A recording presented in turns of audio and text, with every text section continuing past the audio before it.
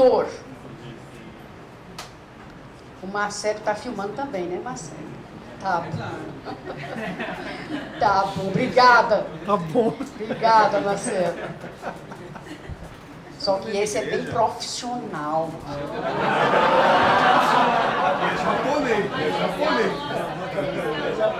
É japonês. Marcelo, não estou desvalorizando o seu trabalho, porque o trabalho é o mesmo. Eu estou dizendo que a máquina dele. Então, gente, obrigado, viu, Marcelo? Essa irmandade nossa é muito boa, né? Bem, eu estou feliz também porque Marcelo está com um novo desafio ministerial. Eu gosto de lembrar, assim, quando o aluno está estudando, mas aí o pastor chama, olha, vou lhe dar um desafio. Né? Ele e o Pedro, que já falou comigo também, é um novo desafio para 2017. Deus abençoe, possa desenvolver aquilo que Deus colocar em suas mãos. Né? Quem é fiel no pouco, o Senhor acrescenta o muito. Então, o pouco, gente, quer dizer nossas experiências iniciais, né? Deus é um Deus sábio, mas a árvore, ela tem que crescer primeiro para baixo, as raízes, para depois dar fruto para cima. Não é isso? É um texto bíblico isso. Deus falou comigo isso quando eu era aluna do seminário. Primeiro cresce para baixo, lança raízes profundas, depois os frutos vão aparecer. Então esse tempo de seminário, mesmo que já esteja exercendo o ministério, como tem pastores aqui já na função ministerial, mas é tempo de crescer para baixo, para se fortalecer, né? Para tirar seiva lá do mais profundo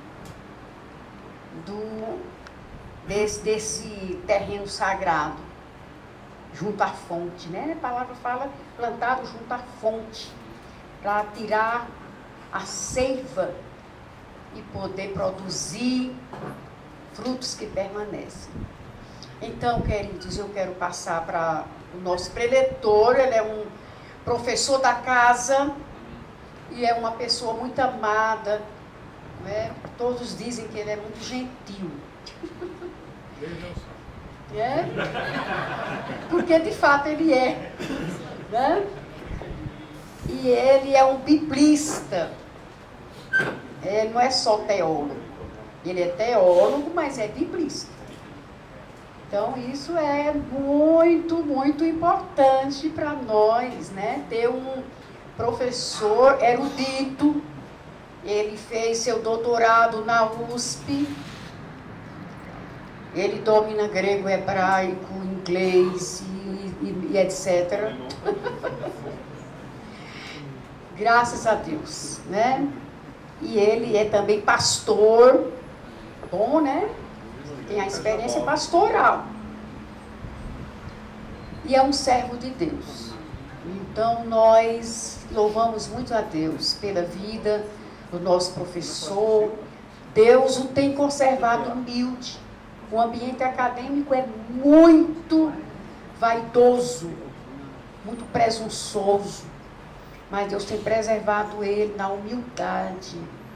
Gente, é bom a gente ressaltar isso, porque tem pessoas que vão para a faculdade, aí ela acha que é dona do saber, olha os outros assim para baixo. Então, eu gosto de dizer assim, para vocês conhecerem mais Betel, fica na casa como professor quem é capaz de unir erudição e humildade. Se não une isso aí, não dá para ficar não. E Deus tem mandado pessoas eruditas como ele, mas que tem conservado o coração humilde. Então é um exemplo para nós. Vocês terminarem Betel, vão crescer. Vão crescer. Mas sempre lembrando que primeiro se cresce para baixo. Põe a raiz profunda, porque aí o orgulho e a vaidade não vai alcançar o coração. Amém? Obrigada, viu, professor, por aceitar nosso convite. Tá aí. Tem professor Cristiano, está? Na casa? Ô, professor, vem aqui. Gente, esse é outro erudito. Que Jesus mandou para Betel. Não, é bom ressaltar isso, não é? Deus mandou Cristiano para ser nosso aluno, bem jovenzinho. Lembra de que falei ontem do Jonas, 17 anos? Assim mesmo ele.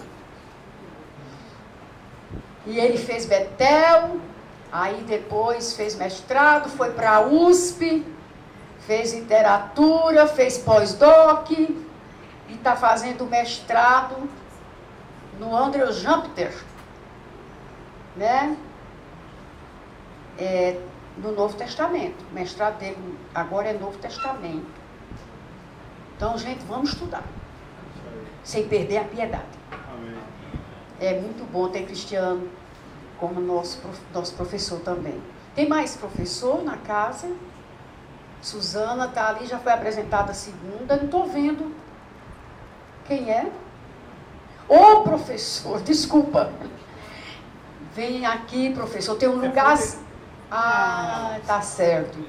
O professor Públio, né, também é um erudito, Deus tem usado na escrita. Ele é professor de outros seminários, mas ele sofreu uma distorção, não é isso? No pé, e ele está com dificuldade de andar. Mas o professor Públio faz parte da casa, né? Quem, tem outro não? Não quero pecar aí. Tá bom. Desculpa, professor, chamar você e ficar aí. Apresentando. Deus abençoe.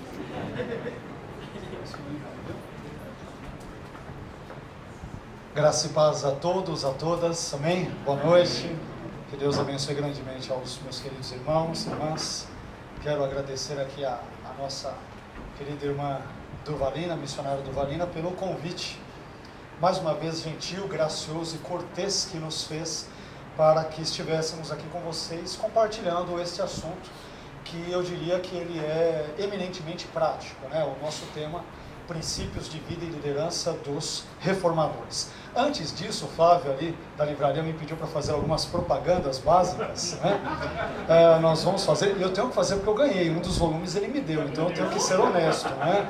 Mas vamos lá, mas brincadeiras à parte, independentemente disso, ele está anunciando, obviamente, para quem já está estudando hebraico, ou de alguma forma terá que estudar, se ficar aqui os 4 anos no Betel, a chamada Bíblia Hebraica Stuttgartense, que é o texto padrão, clássico, crítico, que se encontra na sua 5ª edição. Então o Flávio com certeza fará um precinho camarada aí. Temos um livro que tem tudo a ver com a nossa palestra de hoje, né, de Jaroslav Pelikan, a tradição cristã, em 4 volumes, onde fala muito sobre o contexto histórico da igreja. E também temos um aqui escrito mais por autores brasileiros, Exegese, Teologia e Pastoral, Relações, Tensões e Desafios, com a editora da PUC, em comum também com a Academia Cristã, né? Então tem algumas boas obras, além de várias outras ali, e vocês são convidados a darem... Opa, por favor, se puder pegar para mim, agradeço. Obrigado, viu, Rodrigo? Obrigado. Bom, sem perda de tempo, então vamos ao tema que nos foi designado para que falássemos. Eu até brinquei quando falava para a turma de manhã, pode deixar no outro, eu já voltarei já aí, mas obrigado. Eu comentava brincando com a turma de manhã, que eu me lembrei daquele texto de João, capítulo 2, das bodas em Caná, que o mestre Sala, ele começa a provar ali os vinhos, né, e ele vai dizer assim, poxa, normalmente a prática aqui é que nós damos primeiro todos os vinhos bons, e o inferior a gente deixa para o final. Então, não sei se vocês entenderam, né? O vinho inferior fica para o final, entendeu? Então, eu espero, né, que de alguma forma, este vinho que vocês sorverão hoje, eu sei que ele não ficará à altura daqueles que me precederam desde segunda-feira. Sei que homens de Deus, abençoados, gabaritados, tementes a Deus, servos de Deus aqui falaram, e a nossa intenção é que Deus graciosamente nos ajude a darmos apenas a nossa modesta contribuição para este assunto tão importante e, aliás, para um ano histórico, né? Porque estamos comemorando um momento da nossa vida que nós não teremos uma chance de comemorar de novo, né? Ninguém terá como comemorar novamente meio milênio da Reforma Protestante. Então, ou é agora ou não é mais. Então, salvo se alguém aqui tiver aí com algum tipo, né, de predisposição, tendência a chegar perto de Metusalém. Caso contrário, não dará para fazermos isto. Mas, meus queridos, o nosso assunto é princípios de vida e liderança dos reformadores. Antes de chegarmos e falarmos nos elementos mais práticos, como o próprio tema sugere, eu creio que vocês ouviram bastante sobre elementos históricos, teológicos e bíblicos ao longo desta semana, todos eles, de certa forma, voltados para a reforma. Nós buscaremos enfocar alguns elementos teológicos e depois práticos, como o próprio tema que nos foi aí conferido para que falássemos já sugere. Antes disso, nós queremos dar algumas pinceladas sobre alguns elementos teológicos. Alguns deles não queremos ser repetitivos, mas espero eu que acrescentemos alguns assuntos novos, importantes para vocês. Agora sim, antes de tudo, nós temos que ver o que significa a teologia reformada. Essa é uma questão extremamente importante quando falamos de teologia reformada. E nós temos pelo menos duas formas de entendermos ou definirmos o que vem a significar teologia reformada. Nós temos uma definição mais ampla, muito mais abrangente, que abarca inclusive um maior grupo de confissões de fé dentro da nossa multifacetada cristandade. E temos, por outro lado, uma definição que é um pouco mais restrita, muito mais reduzida. Então eu citei alguns autores, irei ao longo da nossa fala muitas vezes citá-los, lê-los e depois, de certa forma, dialogar com estes autores e com vocês aqui, com a plateia como um todo, para buscarmos entender o tema que nos foi aí designado. Então, em termos amplos, normalmente, e por exemplo aqui nós temos Fred Christian no seu livro From Creation to Kingdom, né, da criação ao reino, que ele vai definir a teologia reformada de uma forma muito ampla. E ele dirá: muitos identificam a teologia reformada com aquilo que é conhecido como os 5 solas, não é as 5 solas, porque não são de sapato, né? Os 5 solas. Os 5 solas são 5 frases latinas que surgem a partir da Reforma Protestante e que fornecem um resumo das crenças teológicas básicas da Reforma. Aqui cabe já uma observação preliminar. Em termos históricos, nós verificamos que os 5 solas, eles não surgem, não são pelo menos citados de forma clara, ipsis literis, já no século XVI, com o início da Reforma Protestante. Autores como Kevin Van Hooser, no seu livro Biblical Authority, né, Autoridade Bíblica, ele irá dizer, não somente ele, vários outros estudiosos dirão que no início da Reforma Protestante no século XVI, nós temos os 3 primeiros solas que são ali preponderantes ou dominantes, né? A saber, sola Escritura, sola Fide e sola Gratia.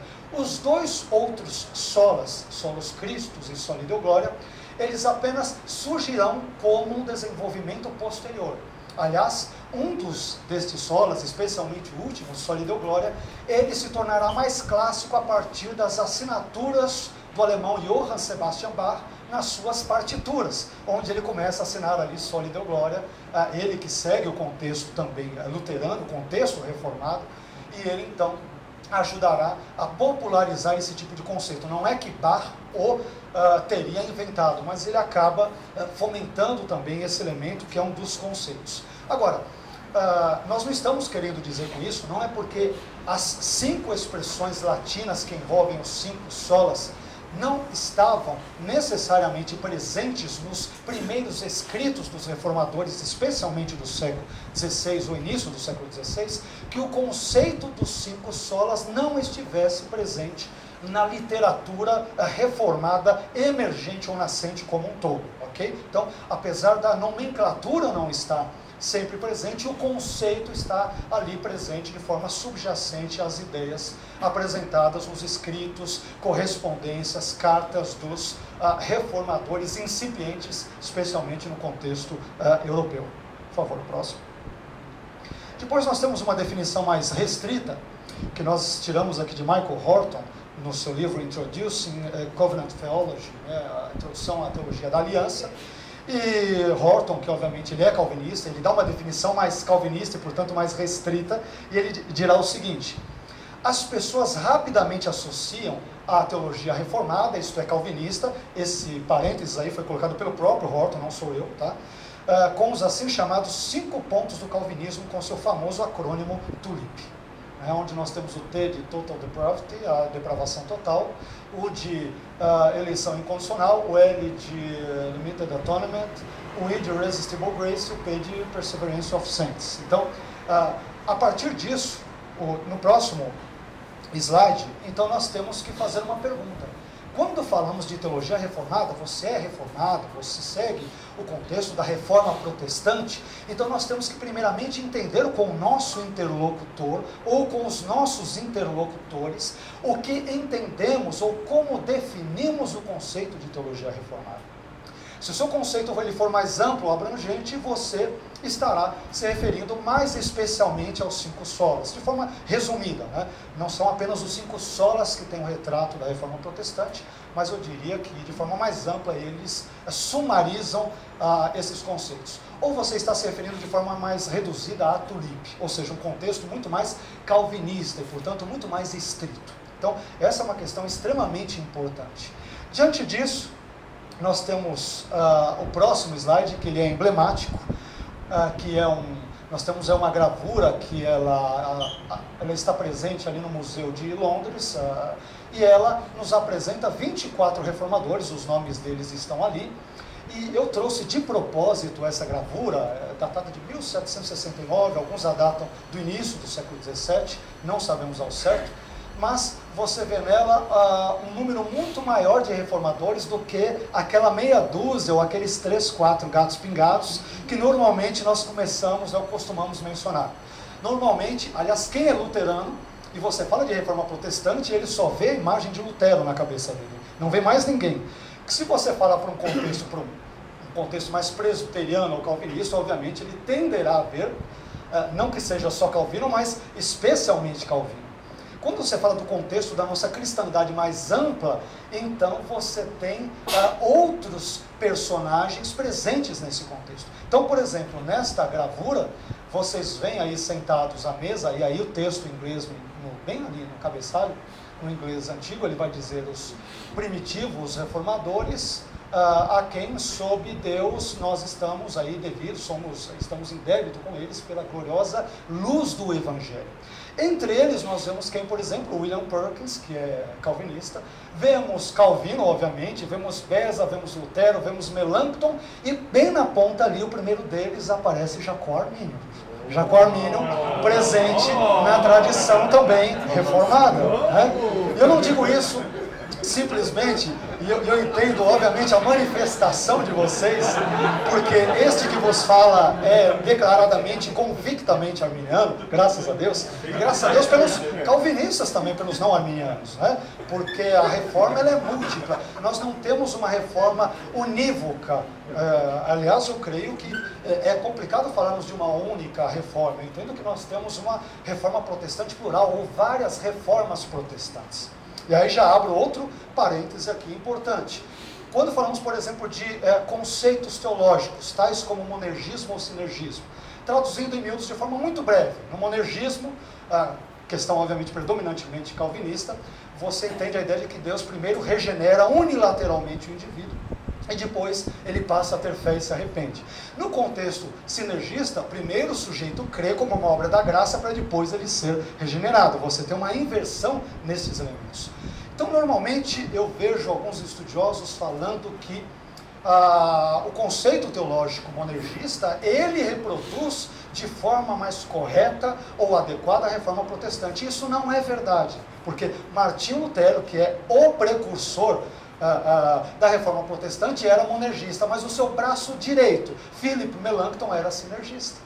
Philip Melanchthon acreditava que a graça podia ser resistida e para surtir efeito ela deveria ser recebida. E nós não estamos falando de qualquer pessoa, o braço direito de Lutero, que simplesmente fundou várias universidades e escolas públicas e auxiliou toda a Alemanha, no contexto nascente da Reforma Protestante, a incutir na academia, na escola, na escolaridade dos alemães de uma forma geral, princípios da Reforma Protestante. E ele era sinergista, né? Então, essa ideia de você criar rótulos, não, reforma tem que ser tudo monergista, né? Tem que ser tudo calvinista, tem que ser tudo arminiano, para todos os lados. Isso não é verdade. Então nós temos uma reforma multifacetada, ou várias reformas dentro de uma reforma primeira que surge especialmente a partir do dia 31 de outubro de 1517, quando Lutero afixa as chamadas 95 teses à porta da igreja do Castelo de Wittenberg, na Alemanha. Então, esta é uma gravura muito interessante e que mostra ali embaixo da mesa, por exemplo, vocês veem ali alguns católicos, papas. Tem um bicho ali que parece um cachorro, e é um cachorro mesmo, né? Ele é mais conhecido no nosso contexto tupiniquim pelo nome capiroto, ou seja, seria o cão mesmo, o diabo, né? E ele está ali, percebam que ele está jogando uma baforada na lâmpada, ali na vela, que representa a luz do Evangelho. Ou seja, o diabo, junto com o catolicismo, ou os papistas, assim chamados pelos reformadores no contexto reformado emergente, estão tentando apagar, abafar a luz do Evangelho, mas Deus dá graça para todos esses reformadores e tantos outros darem prosseguimento à obra de Deus e assim trazerem, pela graça de Deus, a chamada Reforma Protestante, da qual eu e você, em certa medida, somos fruto disso, né? Mas vamos lá, continuando. Nós temos primeiramente os 5 princípios teológicos dos reformadores. Falei que nós podemos abordar de 2 formas a ideia do conceito de teologia reformada. De uma forma ampla, os 5 solas, ou de uma forma mais restrita. Eu sigo uma forma mais ampla, e não tem nada a ver com a suposta aversão ou ao calvinismo ou nada do gênero, mas por não entender de fato que o calvinismo sozinho represente todo o legado da reforma. É óbvio que o calvinismo tem uma contribuição extremamente relevante e importante, mas não apenas ele. Então é por isso que nós seguimos isso. Aliás, se eu for, na verdade, usar o termo teologia reformada estritamente como sinônimo de calvinismo, então eu vou jogar fora a maioria esmagadora da cristandade do mundo, porque a maioria não é calvinista, é uma minoria, né? Então, aliás, sempre foi assim, sempre houve uma minoria. No contexto calvinista, talvez pelo choque que alguns pressupostos teológicos acabam levando as pessoas. Não estou aqui em termos, entrando em questões de ortodoxia calvinista ou algo do gênero. Não, para mim, calvinistas são irmãos em Cristo, assim como arminianos são irmãos em Cristo, como luteranos o são, como os lilianos ou quaisquer outros partidos. Somos todos de Cristo, apesar de variegadas interpretações bíblicas ou exegéticas em alguns contextos, mas, via de regra, o que nos caracteriza como cristãos é seguirmos os 5 princípios da Reforma Protestante, os princípios teologais dos reformadores. Então, vamos ver aí cada um deles. O primeiro deles, o princípio sola escritura, por favor, mais um, né? Então, eu estou citando aqui mais uma vez alguns autores cujos livros, as páginas, as referências estão todas aí. Quero aproveitar e só deixar aqui mais uma vez uma observação também. Eu sei que talvez alguns estejam anotando, e eu sei que é importante, mas depois, se vocês desejarem, eu disponibilizarei os slides, tá? Então, todos eles, com todas essas referências, nós podemos deixar aqui para o Betel e será repassado para vocês aí, tá bom? A Durvalina falou, poxa, vai lá, te cobra pelo menos R$500. Eu falei, irmã, R$500 é muito, lembra-se das indulgências, né? Então, no contexto católico, eu falei, vamos fazer 250 que fica mais barato, né? E, obviamente, essa é uma brincadeira só para quebrarmos aqui o gelo. Mas vamos lá. O primeiro princípio da Reforma Protestante é sola scriptura. Usando aqui uma definição bem importante, a meu ver, bem pertinente, de Timothy George, no livro Teologia dos Reformadores, publicado pela editora Vida Nova, ele dirá o seguinte: o princípio da sola escritura destinava-se a salvaguardar a autoridade das escrituras daquela dependência servil à igreja que de fato tornou a Bíblia inferior à igreja. as escrituras são a norma normans, norma determinadora, não a norma normata, ou seja, a norma determinada para todas as decisões da fé e da vida. Então nós percebemos que o primeiro princípio teológico, depois nós entraremos em alguns princípios práticos dos reformadores, ele tem uma conotação extremamente bibliocêntrica, ou seja, centrado na Bíblia, né? Só na Escritura, somente a Bíblia, que é vista, por sua vez, como a única regra de fé, prática e conduta dos cristãos. E aqui é interessante nós também mencionarmos que um dos corolários, um dos desenvolvimentos posteriores do conceito reformado de sola escritura, veio a ser o livre exame das Escrituras. Ou seja, sabemos que no contexto da Idade Média, a Bíblia, a leitura bíblica, o acesso aos estudos bíblicos só era disponibilizado ou permitido para a nata da sociedade, especialmente clérigos, bispos, os papas, e o povo de uma forma geral era analfabeto, e quando sabia ler, não sabia ler o latim, lia a sua própria língua, lia o alemão, né, de um jeito às vezes mais rural, mais campesino, mas lia na sua própria língua. Então, um dos desdobramentos desse conceito do sola escritura foi a democratização das escrituras. E um dos corolários, um dos desenvolvimentos também posteriores, como mencionamos, foi o livre exame das escrituras, que não deve ser confundido como livre interpretação. Ou seja, todos devem examinar as escrituras, contudo, nenhum de nós está autorizado a torcer o sentido das escrituras conscientemente em benefício próprio. Podemos nos equivocar quanto à interpretação das Escrituras, não só podemos, como nos equivocamos constantemente, né? Por mais que tenhamos à nossa disposição o texto hebraico, o texto grego, 98% do Antigo Testamento foi escrito em hebraico, entre um hebraico paleo-hebraico, hebraico antigo, um hebraico clássico, o hebraico exílico, pós-exílico, 2% aproximadamente em aramaico, e o Novo Testamento 100% em grego. Apesar de termos tudo isso à nossa disposição hoje, que nos é disponibilizado por meio de instrumentos ou ferramentas como a crítica textual, que reúne todos estes elementos, os consolida e a partir deles nos permite as várias inúmeras traduções da Bíblia para o vernáculo em várias línguas ao longo do mundo. Apesar disso, como somos seres finitos, pecaminosos, humanos, frequentemente nós damos interpretações equivocadas às Escrituras. E eu diria que ainda bem que ninguém será salvo por dar uma interpretação 100% correta, senão poderíamos ser salvos pelas obras. Está vendo? Olha, eu que interpretei de forma correta, nós somos salvos pela graça.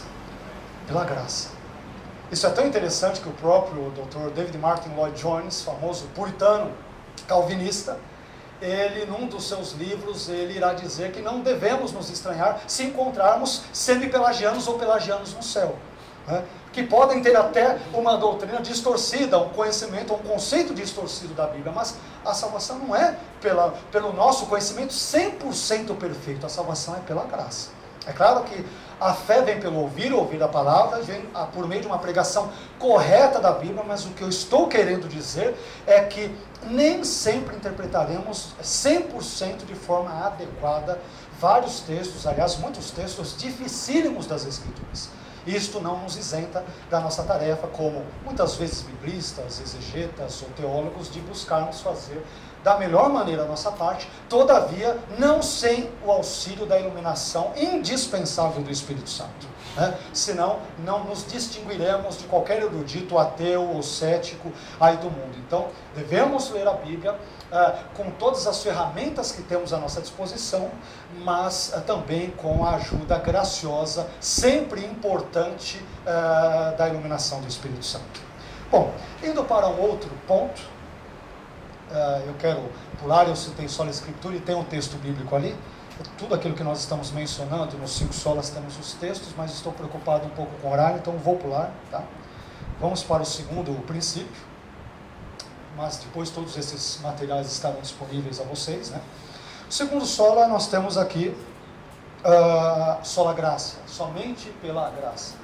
E temos aqui uma definição de James Montgomery Boyce, de Christ's Call to Discipleship, a chamada de Cristo ao discipulado, onde ele diz o seguinte: sola gratia, isto ensina que a salvação é pela graça de Deus apenas, sem nenhuma mistura de obras humanas adicionadas a ela, ou seja, aquilo que envolve o que nós conhecemos classicamente da ideia de sermos salvos apenas pela graça. E que Lutero, Calvino, Zwinglio, Menno Simons e tantos outros reformadores viviam, ele era um contexto onde as pessoas eram salvas a partir da percepção católica por meio do pagamento, dentre tantas outras coisas, por meio do pagamento das indulgências. Então o sujeito ele comprava um pedacinho do lote do céu, literalmente, a ponto de Johannes Tetzel, um católico que era um dos líderes aí da igreja católica da época, ali da Reforma, no contexto alemão,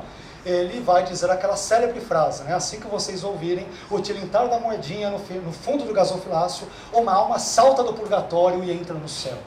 Então, conceitos como sola graça, eles vão justamente na contramão disso, dizendo, peraí, nós não somos salvos pelo pagamento de indulgências, não somos salvos pela intercessão de santos, não somos salvos por bulas ou encíclicas papais, nós somos salvos por uma obra única e exclusiva, unilateral de Deus, é Deus quem salva o pecador. Não são pecadores que salvam os seus iguais, é apenas Deus que graciosa, misericordiosamente faz isso na vida das pessoas. Amém? Então esse é um ponto também extremamente importante, falarmos sobre a graça de Deus, que é um dos pilares absolutamente relevantes da reforma protestante e do contexto reformado nascente. Um outro ponto, nós temos aqui... Bom, pode deixar aqui esse texto, tem algumas coisas que nós colocamos ali, só para entrarmos nesse ponto, porque esses dois versículos de Efésios, eles têm dado pano para manga para todos os tipos de discussões, acalorados debates, exegeses, escritas de artigos, dissertações e assim por diante, né? Quando diz lá, porque pela graça sois salvos, né? Por meio da fé, de apisteos, ou seja, através da fé. E isso não vem de vós, isso não vem de vocês, é dom de Deus, não vem das obras, né? Não de obras, diz o texto grego, para que ninguém se glorie. O grande debate que tem surgido em torno deste versículo é entender o que significa o tal do pronome demonstrativo tuto. Isto não vem de vós. O que é que não vem de nós? Né? Aliás, os alunos que têm depois grego aí vão correr atrás do professor Marcos e tudo, né? Para prensá-lo aí, para falar, poxa, professor, o que acontece naquele texto? Então, é claro que nem sempre a gramática, ela resolverá a questão, uma gramática pura. Muitas vezes, mesmo porque as palavras elas não são 100% coesas e são passíveis de múltiplas interpretações, né? Mas uma das interpretações diz que isto que não vem de nós é a fé, pistes. Só que o problema é que tudo é um pronome demonstrativo neutro e pistes é um substantivo feminino. Então não pode ser apenas a fé, dirão os gramáticos de grego. Não, mas deve ser então a salvação, a soteria, mas também é um substantivo feminino. Não, então deve ser charis, mas também é outro substantivo feminino. Então, o que é isto, né? Isto que não vem de nós. Então, muitos exegetas, muitos biblistas, muitos estudiosos, eu aqui diria que concordo com eles, eles dirão que todo este processo, todo este plano de ser salvo pela graça mediante a fé, tudo isto é obra de Deus, não saiu da cabeça de nenhum ser humano, de nenhum teólogo, muito menos da cabeça de Paulo, tudo isso é obra de Deus. A graça que nos salva, mas ela nos salva por meio da instrumentalidade da fé, ou seja, eu tenho que receber a graça. Percebam que, de propósito, estou acabando dando um conceito mais sinergista, né? Mesmo porque ninguém é imparcial. Se eu fosse aqui calvinista, eu diria, não, você primeiro será regenerado, Deus transformará o seu coração, para que depois você possa crer, e assim por diante. Como eu não vejo particularmente essa ordem na Bíblia, eu entendo que nós devemos primeiro crer, para depois sermos regenerados. E aí, diante disso, nós temos ali um comentário muito interessante de Andrew T. Lincoln, no seu comentário de Efésios, no World Biblical Commentary, onde ele diz o seguinte: o ato de graça de Deus é o fundamento da salvação, e a fé é o meio pelo qual ela torna-se eficaz na vida de uma pessoa. A fé é uma atividade humana, mas um tipo específico de atividade. Uma resposta que permite que a salvação se torne operante, que que recebe o que já foi realizado por Deus em Cristo. Tá? Ou seja, de qualquer forma a ideia é a graça que está trabalhando no coração do indivíduo. Num contexto monergístico ou calvinista, vamos assim dizer, se você é um eleito de Deus, eleito incondicionalmente desde a eternidade passada, você pode até resistir à graça em alguns momentos da sua vida, mas se você for eleito mesmo, mais cedo ou mais tarde, você não conseguirá resistir a ela, e Deus então te regenerará primeiro, e a partir de então você começará a crer e a se arrepender dos seus pecados. A partir de um conceito já oposto, sinergista, você, na verdade, primeiro terá que receber a graça, você não pode resistir a ela, mas ao receber, você então passa a crer em Cristo, é abençoado, é transformado e assim por diante. Tá? Então nós temos essas distinções básicas aí, mas importantes. Um terceiro princípio que nós encontramos é o princípio sola fide, que é definido ali pelo The Oxford Companion to Christian Thought, né, o dicionário Oxford do pensamento cristão, da seguinte forma: pela fé somente significa que uma pessoa se torna justificada aos olhos de Deus somente através de um ato de confiança em Cristo, sem as obras da lei. Mais uma vez, como que surge o conceito de sola fide a partir do contexto reformado? Ele surge como um contraponto às vendas de indulgências, às obras, às missas que eram pagas, às relíquias que eram ali também adoradas, eram compradas. Então, Lutero, descobrindo o famoso texto de Romanos, capítulo 1, 16 e 17, os demais reformadores, eles irão entender justamente isso, que a fé, ela nos proporciona sermos justificados por Cristo, sem que isto seja uma obra meritória humana, obviamente. Paulo contrapõe fé a obras nos seus escritos, especialmente Romanos capítulo 4, versículos 4, 5 e em diante. Você verá que fé e obras são contrapostos ali, mas nós veremos que Lutero, Calvino e tantos outros, eles irão trabalhar esse conceito da justificação pela fé, justamente para poder fazer uma crítica ou contestar o contexto católico vigente ao longo de toda a Idade Média. Continuando, temos aqui um texto, mas por favor, pode passar que vamos nos avançar aqui primeiramente. Quarto princípio, solos Christus, que é outro princípio extremamente importante, como todos os são. Solos Christus, ele aponta para uma teologia mais cristocêntrica. Falamos sobre o bibliocentrismo do sola escritura, falamos sobre uma teologia caricêntrica no sola gratia, ou seja, somente pela charis, pela graça de Deus. Sola fide, nós temos uma teologia pisticêntrica, do termo grego para a fé pistis, ou seja, uma salvação que é centrada também na fé, como uma resposta à oferta do Evangelho que é oferecida a todos. E depois nós temos uma perspectiva cristocêntrica, ou seja, apenas Cristo é o mediador que há entre Deus e os homens. Não temos o Papa, não temos as indulgências, não temos as bulas papais, não temos os concílios, não temos mais nada, e não somos salvos por ninguém, a não ser Cristo, unicamente Cristo. E aí nós temos, por exemplo, falas de Larry Stone, eu diria que até bem óbvias, mas fizemos questão aqui de citá-las. Stone irá dizer: solos Christus significa que Cristo é o único mediador entre Deus e os homens. E disse Berkouwer, no seu Holy Scripture, ele irá dizer que o solo Cristo excluiu qualquer outro mediador. No contexto da Idade Média, sabemos que Cristo, de certa forma, acabou sendo colocado de escanteio como um meio de salvação em razão das vendas de indulgências. Aliás, nas suas 95 teses, nós vemos que Lutero, ele irá se posicionar mais emblematicamente, ou mais fortemente, mais contundentemente, especialmente contra as indulgências, contra aquela ideia de que o indivíduo, para ser salvo, ele deveria pagar para aquilo, deveria ter penitências, deveria passar por uma série de situações absolutamente voltadas para as obras humanas, e é contra isso que Lutero e os reformadores se posicionaram. E o contexto, este quarto solos Christus, ele irá apontar para isso. O que nos remete aos textos que veremos no próximo slide, especialmente Atos 4:12 ali: e em nenhum outro há salvação, porque também debaixo do céu nenhum outro nome foi dado entre os homens pelo qual importa que sejamos salvos. Somos salvos apenas através de Cristo, por meio de Cristo, da obra graciosa de Cristo efetuada na cruz, por ninguém mais, por ninguém menos, a não ser Cristo pela graça. Amém? Então essa é uma questão extremamente importante também e relevante nesse contexto. Por favor, vamos para o próximo. Estou pulando alguns pontos, tá, gente? Um pouco preocupado aqui com o horário, mas e para abordarmos depois especialmente o que envolve o tema da nossa noite, que é uma continuação.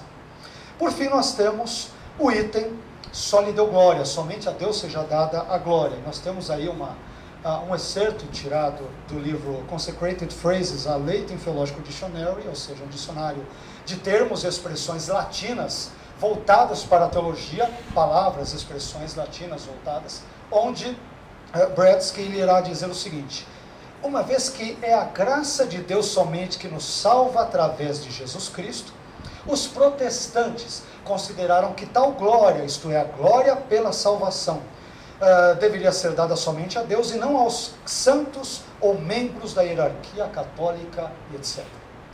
Mais uma vez, como a salvação do início ao fim é uma obra de Deus, única e exclusivamente de Deus e não dos homens, então toda a glória deve ser dada somente a Deus e a ninguém mais. Essa é a ideia, né? Uma ideia muito, muito clara, muito óbvia, porque a partir do momento em que no contexto católico acreditava-se que as indulgências, que os pagamentos, né, em moedas, em propriedades, possibilitavam ao indivíduo a saída do purgatório e a entrada no céu, então você estava dando o mérito da salvação ao homem, totalmente ao homem, ou seja, as indulgências, as bulas papais, as invencionices católicas no contexto medieval é que estariam proporcionando a salvação. E mais uma vez este princípio irá dizer não, nós devemos dar toda a glória não ao homem. Não há um antropocentrismo, há um teocentrismo. Deus está no centro. Então, toda a glória, consequentemente, pela salvação, por todas as coisas, nós devemos e é devida somente a Deus, única e exclusivamente a Ele. Amém? Continuando, nós vamos agora para outra parte, que agora ela envolve em si, pode pular, tá? Princípios agora práticos de vida e liderança, que é o nosso tema, né?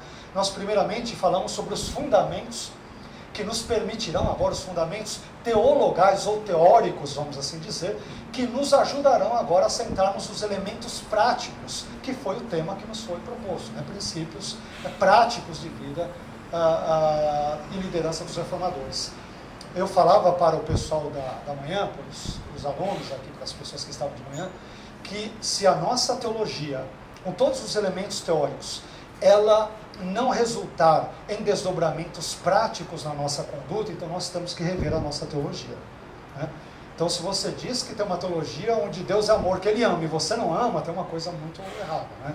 Então, quando nós falamos desses princípios, dos 5 solas, quais são os desdobramentos práticos que eles têm para a nossa vida? Ou melhor, especialmente aqui no contexto da nossa fala, que desdobramentos eles tiveram na vida dos reformadores? Eu selecionei 2 ou 3, especialmente 2, Lutero e Calvino, para falar sobre estes princípios. Então, continuando. Por que estudar a vida dos reformadores? Citei aqui uma frase que eu amo muito de Petrus Blessensis, que é também conhecido como Peter de Bois, um francês que vive no contexto da Idade Média, ali, quase que contemporâneo aproximadamente de Tomás de Aquino, de Irache, outros célebres pensadores. E ele irá dizer o seguinte: nós somos como anões em pé sobre os ombros de gigantes.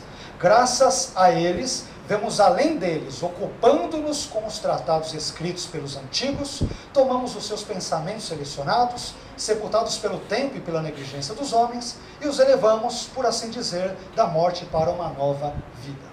Então, a nossa intenção, depois de toda essa introdução que fizemos, é, como anões que somos, se não necessariamente vocês, falo por mim, este que vos fala, como anão que sou, nada melhor do que subir nos ombros de homens como Lutero, Calvino, Zwingli, Menos Simons e tantos outros gigantes da fé levantados graciosamente por Deus, para entendermos alguns aspectos práticos da vida cristã, alguns legados importantes que eles nos deixaram a partir da sua fé em Deus, e especialmente dos 5 princípios que agora há pouco acabamos de mencionar, ok? Então, vamos lá, vamos para o primeiro deles. Aqui nós separamos 7 princípios bem práticos. Vamos ver se dá tempo de nós mencionarmos eles, eu creio que sim. O primeiro deles que nós colocamos, princípios, lembrando que o nosso tema é princípios de vida e liderança dos reformadores, princípios eminentemente práticos. O primeiro deles que eu extraí, cavocando aqui e ali nos escritos de Lutero, Calvino e vários outros reformadores, foi este: é necessário que Cristo cresça e que nós diminuamos. É um princípio que parece ser muito simples, mas que na prática muitas vezes deixamos a desejar. E aí eu coloquei ali uma fala de Lutero, exemplificada pelo Lzinho que aparece ao lado, e depois vocês verão várias letrinhas Cs, onde citarei algumas vezes Calvino também, citarei mais extensamente Lutero e Calvino. E aí, só para situá-los no contexto da fala de Lutero, nós temos que entender o seguinte: quando Lutero escreveu isso, que nós leremos e sobre o que refletiremos agora, é interessante vermos que Lutero, quando ele começa com o projeto ali da reforma, sem necessariamente desejar isso, sem necessariamente ter tido o plano de reformar a Igreja Católica, mas quando ele afixa as teses e tudo aquilo começa a ter desdobramentos importantes pela Europa, em vários países nós vemos pessoas começando a ser chamadas de luteranas, ou se auto-intitulando de luteranas. Isso ocorre na Alemanha, na Inglaterra, na França, na Suíça. O negócio começa a tomar corpo e chega aos ouvidos de Lutero, e incomoda Lutero saber que o nome dele está sendo usado como título para muitos cristãos. Daí o porquê do primeiro princípio que mencionamos. Nesse contexto é que Lutero vai e diz o seguinte, sabendo de um burburinho que o nome dele estava se tornando muito famoso no contexto da reforma, olha a reação dele. E esse é um princípio prático maravilhoso para a nossa vida. Olha o que ele diz: a primeira coisa que peço é que as pessoas não façam uso de meu nome e não se chamem luteranas, mas cristãs. Que é Lutero? O ensino não é meu, nem fui crucificado por ninguém. Como que eu, miserável saco fétido de larvas que sou, cheguei ao ponto em que as pessoas chamam os filhos de Cristo por meu perverso nome? Você vê que Lutero ele é bem tempestivo, ele tem uma linguagem forte, né? Aliás, na capa desse livro, A Teologia dos Reformadores, é uma figura dele, né? uma gravura dele. Mas é interessante a maneira como ele se posiciona. Ele fala, peraí, gente, vocês têm que se chamar de cristãos. Num dos seus textos, ele irá dizer, eu não fiz nada, a palavra de Deus fez tudo. A reforma é obra de Deus, não é obra de homem, não é obra de um monge agostiniano, como eu aqui, né? Não, a obra é de Deus. A obra é de Cristo. Quem fez toda a obra? Só a Escritura, foi a palavra que fez. Então, que vocês se vejam, ou se autodenominem, ou se auto-intitulem como cristãos e não como luteranos. Ele ficou bronqueado, ficou chateado com isso. Acho que é muito diferente de algumas igrejas no nosso contexto tupiniquim, né? Onde muitas pessoas desejam, de uma forma ávida, serem vistos ali como tendo seu nome em certos contextos e tudo mais, como se fossem precursoras de algo. E Lutero, com os pés no chão, ele diz, não, tudo aquilo que eu fiz, eu devo a Deus, é obra de Deus, é graça de Deus. Então Deus é o responsável por todas as coisas boas que a reforma começou a legar na Europa e no mundo como um todo. Então, um princípio muito importante, é necessário que Cristo cresça e nós diminuamos. Importante não é Lutero, é Cristo. Não é Calvino, não é Zwingli, não é Arminio, não é Menos Simons, não é Hus, não é Knox, não é ninguém. O principal é Cristo, é a graça de Deus manifesta no Evangelho por meio de Cristo. Amém? Um segundo princípio, também importante, e aí vocês entenderão o porquê de mencionarmos antes os 5 solas. Aquilo que nós mencionamos, os conceitos teológicos ali, tem desdobramentos práticos na nossa vida, como eu acabei de mencionar. Isso nós veremos em textos de Lutero. Mais uma vez cito Lutero 2 vezes aí, em duas obras distintas, palavras dele. A primeira delas, na parte de cima, Lutero diz: lembrando que o princípio é, as Escrituras estão acima de todas as demais literaturas. Né? Lutero e os reformadores da sua época, eles acabam experimentando aquilo que foi chamado de renascentismo, e o renascentismo teve como uma das suas características a volta para os estudos dos textos clássicos, especialmente de estudos nos seus textos originais. Daí a tamanha importância que a reforma deu, por exemplo, sabe para quê? Para o estudo dos textos bíblicos originais, do hebraico, do aramaico e do grego. Né? Então, esse é um desdobramento também do surgimento da reforma protestante. E no que tange a importância das Escrituras, Lutero dirá: os escritos de todos os santos pais, ele está se referindo aos pais da igreja, ou seja, os bispos, teólogos cristãos que sucederam os apóstolos, que vivem mais ou menos entre os anos ali, entre 100 e 600 ou 650 depois de Cristo. É sobre eles que ele está se referindo. Os escritos de todos os santos pais devem ser lidos apenas por um tempo, a fim de que, através deles, possamos ser levados às sagradas Escrituras. A importância maior para Lutero é as Escrituras. E ele continua: como se sabe, no entanto, nós os lemos, né, aos pais, os escritos dos pais, apenas para sermos absorvidos neles e nunca chegar às Escrituras. Então, Lutero fala algo, e eu vou ler a segunda parte para abrir um parênteses e fazer um comentário. Depois ele dirá, numa coleção, What Luther Says, que traz uma antologia, um compêndio, uma reunião de textos muito importantes de Lutero. Quem desejar se inteirar muito sobre o pensamento e a vida de Lutero, infelizmente essa coleção, até onde eu sei, só existe em inglês, mas muito boa, extraído o volume primeiro, isso e outras coisas. Lutero dirá: a Bíblia está sendo sepultada pela riqueza de comentários, ou seja, comentários bíblicos, e o texto bíblico está sendo negligenciado. Isso vale especialmente para seminaristas, pastores, líderes. Lutero aqui está falando diretamente, bem na lata, comigo e com você. Uma das maiores tentações de todo pastor e seminarista, estou falando para mim especialmente, que é uma tentação minha, que vou confessar que de vez em quando eu caio bastante nela, nós consultarmos bastante comentários bíblicos e às vezes deixarmos a Bíblia de lado, o próprio texto bíblico de lado. Já na época de Lutero, ele alertava pastores e líderes, no seu contexto ali, na reforma emergente, dizendo: gente, não troquem as Escrituras por comentários feitos a ela. Né?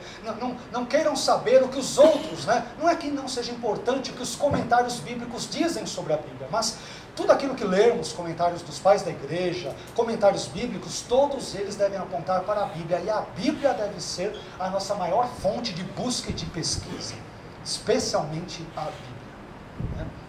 Esse é um dado muito importante, porque a nossa tentação, eu sou suspeito, porque como a minha área em geral de formação é Bíblia, e eu sou um apaixonado, um aficionado por comentários bíblicos, né? Comentava com o pessoal de manhã que todos os comentários bíblicos, se você imaginar mais um pouco, inglês, francês, espanhol e tantos outros, eu de certa forma os conheço, e muitos dos quais eu tenho. Né? Eu sou um apaixonado pela Bíblia, Né? Não meramente como uma fonte que mata a nossa curiosidade, né? Simplesmente para saciar a nossa curiosidade intelectual, mas com o afã, o desejo de buscar compreendê-la da melhor maneira possível. Né? Um dos lemas da reforma, só a Escritura. Eu quero entender a Bíblia da melhor maneira possível. Eu sei que o Espírito Santo me iluminará e eu peço para que ele me ilumine, mas eu preciso saber de muitos termos técnicos, geográficos, exegéticos, linguísticos, filológicos presentes no texto, para fazer uma boa, uma correta, dentro de todas as possibilidades, uma interpretação a mais correta possível. Mas eu sou tentado a isso. Então, vira e mexe, vocês viram que eu citei o comentário Word Biblical Commentary, Anchor Bible Commentary, os mais clássicos, ou eu os tenho, ou tenho acesso a todos. Então, vira e mexe, eu os leio.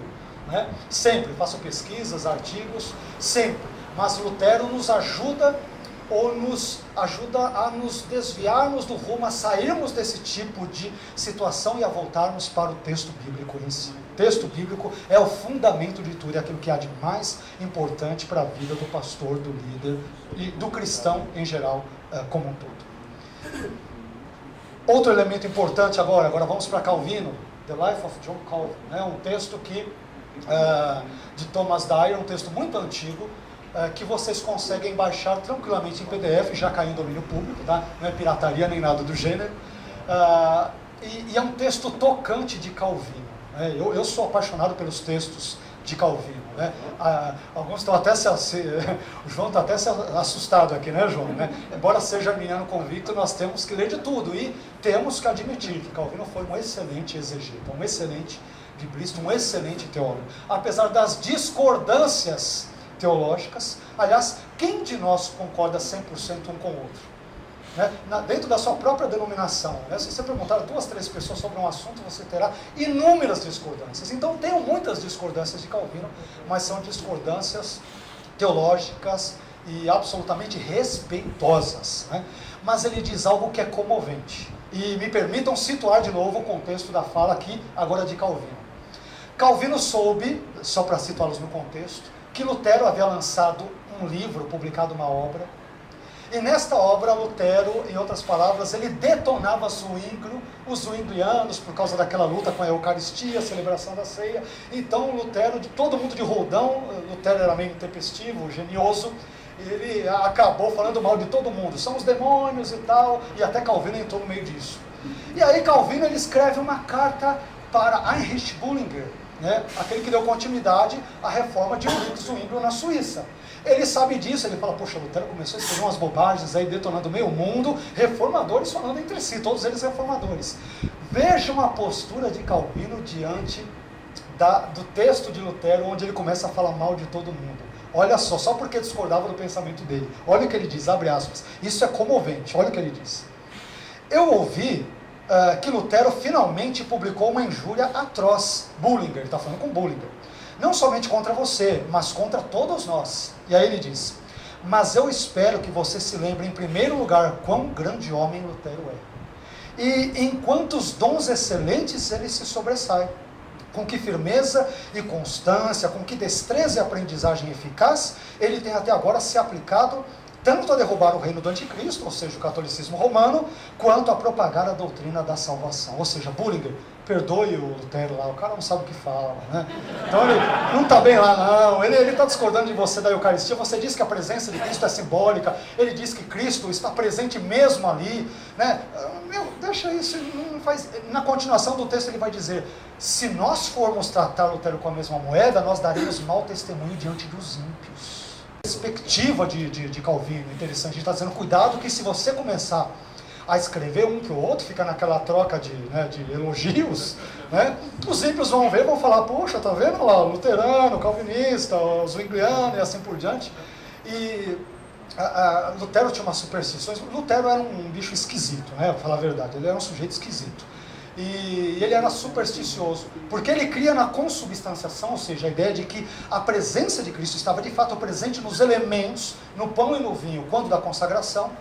Num dos contextos de celebração da ceia, para vocês terem ideia, onde Lutero chegava, ele sem querer esbarrou no vinho e deixou o vinho cair no chão.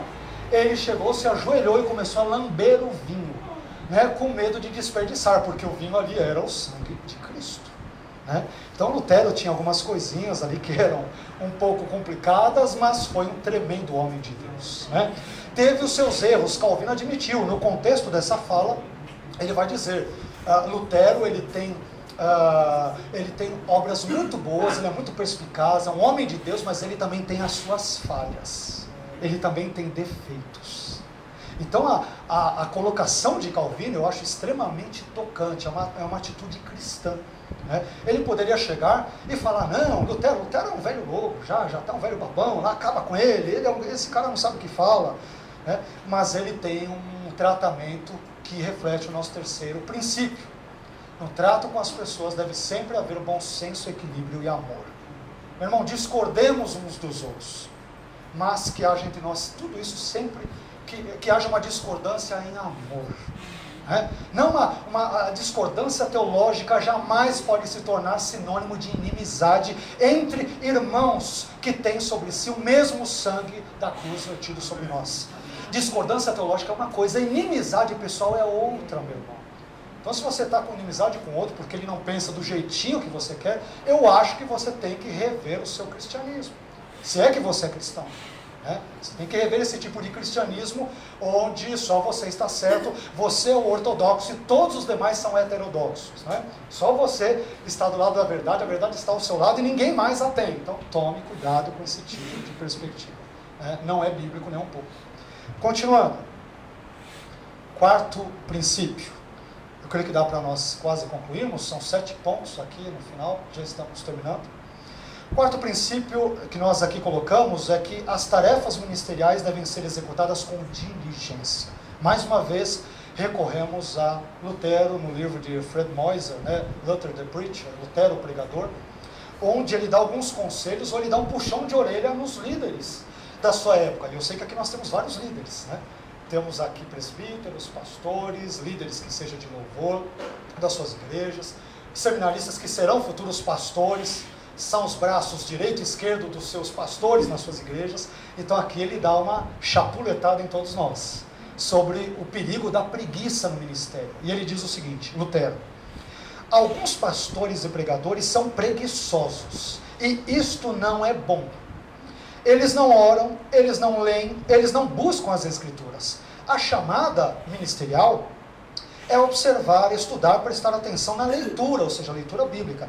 Portanto, queridos senhores e irmãos, pastores e pregadores, orem, leiam, estudem, sejam diligentes. Amém, meus irmãos? Não há lugar para a preguiça no contexto do ministério cristão. Não estou dizendo que não tenhamos direito de ter aquele dia em que a gente não está bem, está com uma dor de cabeça terrível, tivemos um dia muito ruim, com uma série de coisas graves que ocorreram com a gente, com a família, no trabalho, perdemos o emprego, ficamos adoentados, mas tirando as exceções, e que devem ser tratadas como exceções, em todas as áreas do ministério cristão, no sentido mais amplo, no louvor, na pregação, se é professor de escola dominical, se cuida de criança, se é evangelista, se é missionário, se é um seminarista, você está estudando as coisas de Deus, seja o melhor naquilo que você faz, né? Seja o melhor. Vá apresentar um trabalho para o professor, eu digo, não é porque sou professor aqui na casa, meu irmão, não apresente aquele trabalho fuleirinho, que dá vergonha, né? Aquele trabalho que você fala naquele, você copia aqui, colou e colocou lá, e o professor bobão não vai saber de nada e tal. O professor bobão pode não saber, mas se há um Deus que é onisciente e que vê todas as coisas, eu desconfio que você não conseguirá escapar ao escrutínio dele. Então, meu irmão, faça o melhor sempre. Lembrando que você não está fazendo para o pastor, não está fazendo para o professor Carlos, para a missionária Durvalina, para o Betel. Isso é para o seu ministério, é para a sua vida. Um trabalho para você olhar anos depois e olhar com orgulho. Poxa, aquele dia, né, Deus me deu graça, né, para pesquisar aquilo, fazer um trabalho legal, abençoado e tudo. Mas seja diligente, não seja preguiçosa nas coisas de Deus. Busquemos dar o nosso melhor. Dentro de todas as limitações que temos, busquemos dar o melhor, né, para Deus, para o seu reino, para o crescimento, o avanço do seu reino. Amém? Um quinto princípio. Agora acho que os solteiros ou casados aí em geral vão gostar desse princípio, e esse é bem prático. Às vezes nós só ouvimos falar da teologia de Calvino, Lutero e tudo. Agora nós vamos ver um outro lado deles que eu desconfio que talvez a maioria de nós não conheça. Como eles tratam com a questão, né, que envolve mulher, casamento, como que eles lidam com isso, né? É uma questão eminentemente prática, extremamente prática, uma lição de vida. Primeiramente eu cito Calvino. Perguntaram para Calvino quais seriam as prerrogativas, as qualidades que uma mulher deveria ter para ser a sua esposa, né? E aí a resposta de Calvino foi a seguinte, a primeira parte ali: eu não sou do tipo selvagem diamante, que ao ver pela primeira vez uma bela figura, né, a bela mulher, a bela figura, aceita todos os defeitos de sua amada. Em outras palavras, ele está dizendo, eu não creio amor à primeira vista não, tem que conhecer bem a mulher e tal. Olha a dica para os solteirões, as solteironas, se você não tiver um chamado celibatário aí, né, e de repente pretende ver aí a amada no futuro, você vai ver as dicas, né, o amado ou a amada de Calvino.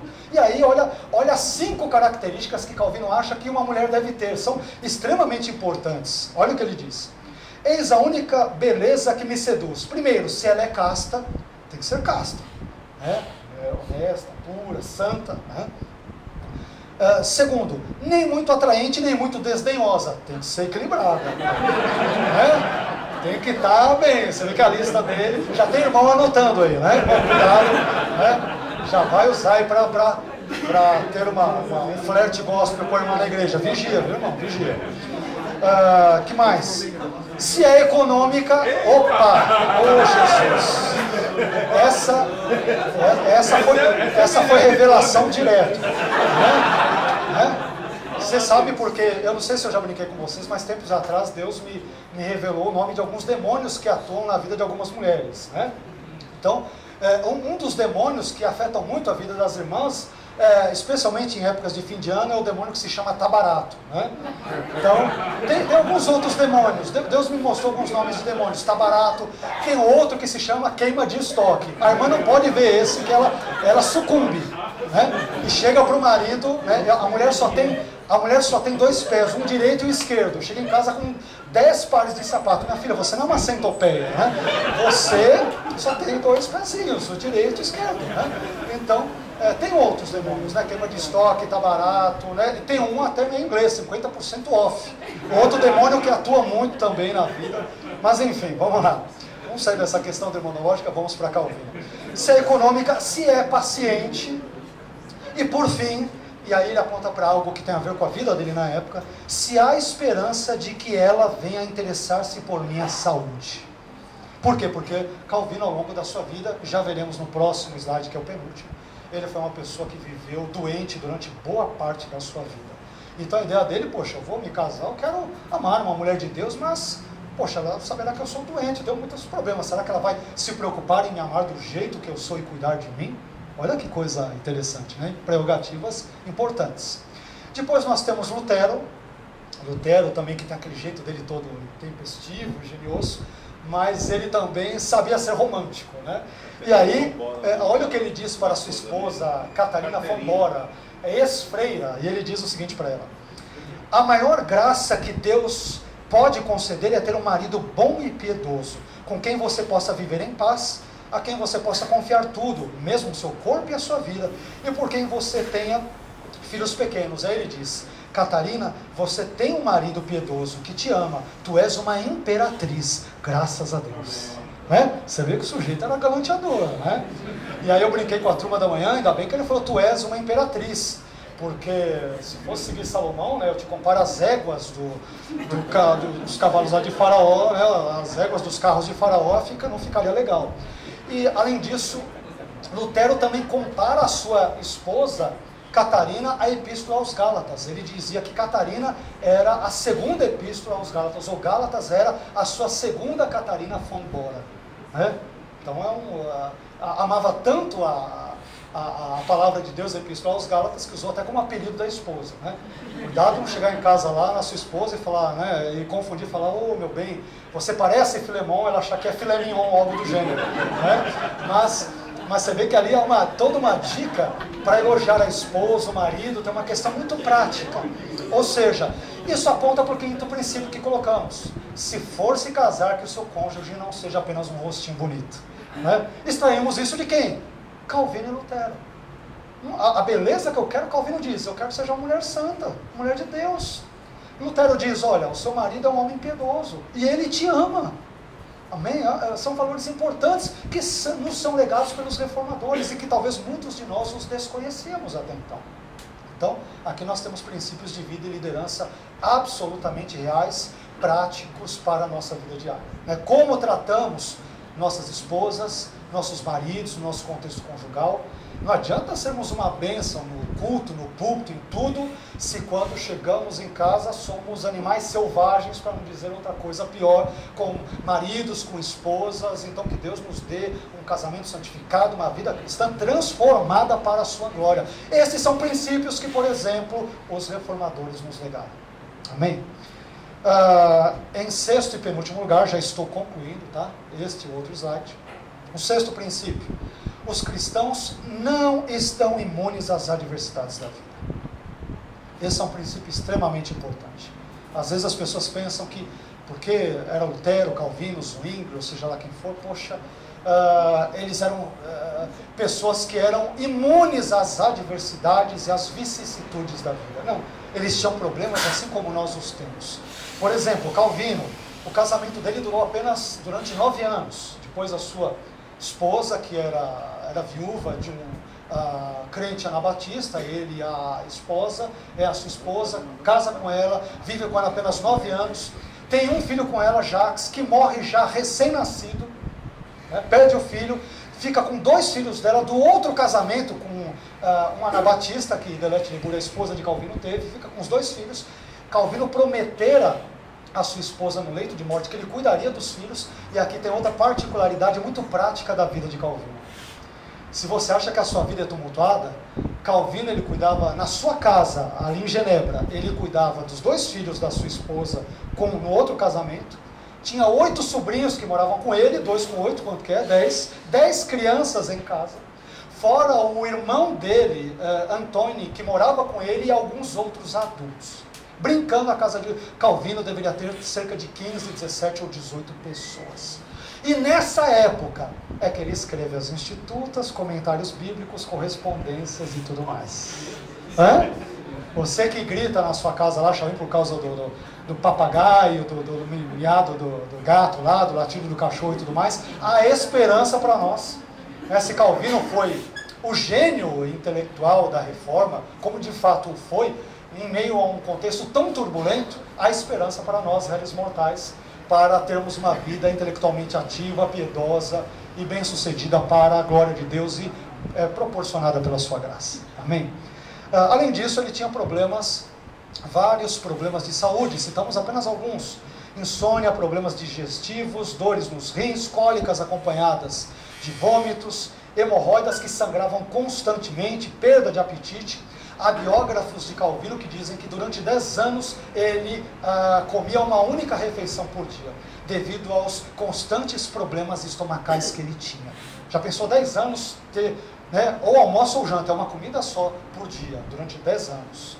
Então a situação dele foi bem periclitante. Fora outras questões que mencionamos, no fim da vida dele ele sofreu muito de gota. Não é gota de teto, não é gota, que são as dores nas articulações e nas juntas do corpo. Então ele teve dores muito profundas e acabou morrendo de tuberculose, assim como Armínio. Tanto Armínio quanto Calvino, ambos morreram de tuberculose, Armínio com 50 anos e Calvino com 55 anos. Na época não havia tratamento, então morria-se muito rapidamente devido a estas doenças. Lutero sofria de pedras nos rins, pedras na vesícula, problemas no estômago, frequentes enxaquecas e crescentes problemas cardíacos, aliás, que vieram a levá-lo à morte, porque ele morre de angina pectoris, ou seja, o famoso ataque cardíaco, que vem levá-lo à morte. E segundo muitos dos seus biógrafos, ele também acaba sofrendo muitas crises de depressão, ou acaba tendo, dizem outros, muitos problemas, talvez psicológicos mais sérios. Isso é muito debatido, mas é relatado por muitos dos biógrafos de Lutero. Finalmente, em último lugar, quero concluir aqui, o 7º e último princípio, bem prático, que nós descobrimos na vida dos reformadores, é que homens de Deus, eles não são infalíveis. Lutero foi uma bênção, Calvino foi uma bênção, Zwinglio, Menno Simons, John Knox, John Hus, Heinrich Bullinger, João Ecolampadio, e podemos citar tantos outros. Foram todos eles reformadores, homens de Deus tremendamente abençoados, usados por Deus. Mas por trás do reformador havia o pecador. Antes de serem reformadores, eles eram homens falíveis. E eu cito alguns exemplos aqui. Vemos, por exemplo, Lutero na sua discussão com Zwinglio, na controvérsia sobre a ceia. A ceia, Jesus se faz presente de forma simbólica, ou ele está presente mesmo, conforme Lutero cria naquilo que veio a ser chamado de consubstanciação, a presença de Cristo espiritualmente na ceia, como em geral os luteranos creem até nos dias de hoje. Isso causou uma desavença tão grande que criou um cisma entre os reformadores, a ponto de Lutero escrever escritos debochando, criticando e detonando Zwinglio, e Zwinglio ironizando e devolvendo a crítica para ele também. Então, biógrafos, tanto de Lutero como de Zwinglio, dizem: as gerações futuras verão isso e rirão de nós e se entristecerão por saber que nós brigamos por causa de coisas bobas, em vez de nos unirmos por causa da fé no Evangelho. Olha que coisa triste. Lutero, por exemplo, ele acaba também publicando o panfleto contra os judeus e as suas mentiras, onde ele ensina, entre outras coisas, a perseguir os judeus. E será usado mais adiante por Hitler, por exemplo, no contexto nazista. Então, meus queridos, Lutero foi uma bênção, mas ele era um homem. Homens pecam. Aliás, James Montgomery Boyce, famoso calvinista, já falecido, ele diz num dos seus textos, um dos quais acho que até publicado, ou está em vias de ser publicado, agora no contexto português, ele diz que depravação total não é algo em que os reformados ou reformadores criam, eles também praticavam a doutrina da depravação total. Eles não só criam que o homem era totalmente depravado, mas eles viviam muitas vezes pecando. E quem de nós não o faz? Calvino, ele, quando esteve ali governando durante muitos anos em Genebra, os historiadores, de uma forma geral, entendem que ele agiu com muita intolerância para com aqueles que pensavam diferente dele. Um médico da sua época, chamado Jerome Bossuet, simplesmente porque discordou da doutrina da dupla predestinação de Calvino, acabou sendo expulso de Genebra. Então, Calvino ele acabou regendo ali, administrando Genebra com mãos de ferro, muitas vezes. E então nós temos alguns traços que são complicados. Às vezes Calvino usava certos adjetivos para tratar daqueles que discordavam dele, né? São porcos, são bestas, são animais, são não sei o que lá, que normalmente não são adjetivos muito adequados para se tratar de pessoas da mesma fé. Isso não quer dizer que não foram grandes homens de Deus. Foram importantíssimos homens de Deus, mas que também tiveram as suas falhas, os seus pecados, como todos nós temos. Isso não desmerece nem um pouco os seus escritos e os legados que eles nos deixaram. Mas que Deus, espero eu nessa noite, tenha nos ajudado a aprendermos um pouco mais sobre alguns princípios de vida e de liderança também dos reformadores, ok? Perdoe-me se eu passei um pouco aqui do tempo. Agradeço mais uma vez a missionária do Valina e agradeço também a generosidade, a bondade de vocês por me ouvirem durante esses minutos. Que Deus abençoe a todos, em nome de Jesus.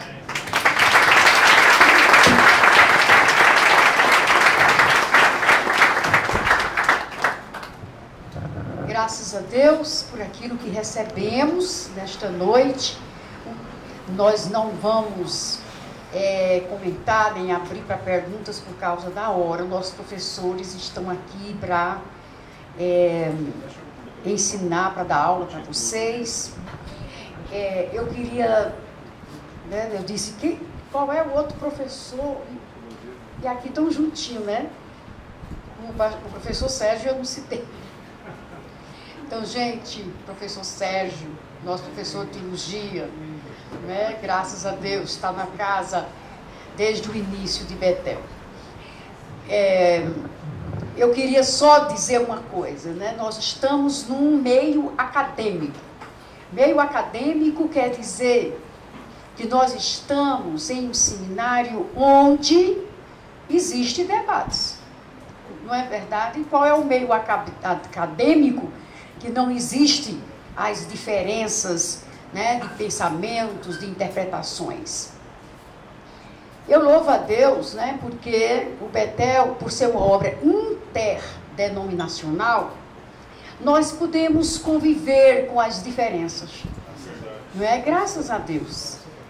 O nosso professor, ele deixa claro, ele mesmo declarou, não é, a sua posição teológica. Mas uma coisa é certa, foi dito por ele várias vezes: as diferenças, elas existem até entre aqueles que são da mesma confissão de fé, né? Porque há verdades que são muito difíceis da gente interpretar. E ele também deixou muito claro isso aqui. Isso não quer dizer que a verdade absoluta do Evangelho, que foi resumida aqui, muito bem resumida nas 5 solas, essa verdade, ela não tem nem ninguém que não possa entendê-la. E é por isso que nós dizemos que nós somos reformados, nós somos protestantes, nós somos evangélicos, somos cristãos. Então, amados, que Deus nos ajude a ter essa capacidade de julgar, analisar. E para isso, você tem que estudar, né? Também foi dito bem isso aqui. Que nós não sejamos aqueles repetidores, né, da fé que nós confessamos, mas que nós sejamos aqueles que ensinam a verdade com convicção e com argumentação. Deus abençoe vocês graciosamente. Quero dizer para os visitantes que o Betel brasileiro está sempre de portas abertas nas nossas semanas teológicas. E também temos nosso Senan, que é o Centro Acadêmico de Missões. Dá para ligar aí? Por favor. Nosso Centro Acadêmico de Missões também é um dia bem aberto, tá? E nós temos um curso para as mulheres, eu esqueci de falar desse curso, não é? Para as mulheres, para você ser aquela companheira que Calvino e Lutero desejou, né? Não apenas aquela que sabe economizar, etc., mas sabe ser aquela mulher ajudadora no ministério também. Tem um curso só para mulheres, uma vez por semana, às quartas-feiras.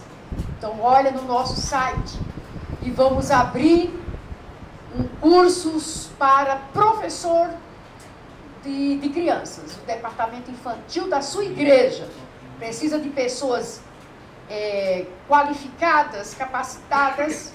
Olha no nosso site. Nós estamos começando um curso também para esse tipo de necessidades. Bem, nós vamos lembrar para os alunos que